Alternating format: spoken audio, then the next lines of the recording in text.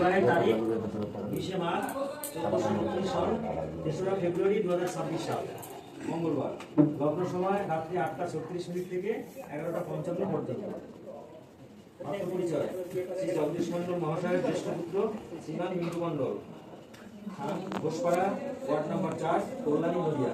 পাত্র পরিচয়: শ্রী প্রফুল্ল সরকার মহাশয়ের জ্যেষ্ঠা কন্যা কল্যাণিয়া অঙ্কিতা সরকার। আজ যত সুখ ভরে দেব আজ তোরে আছো।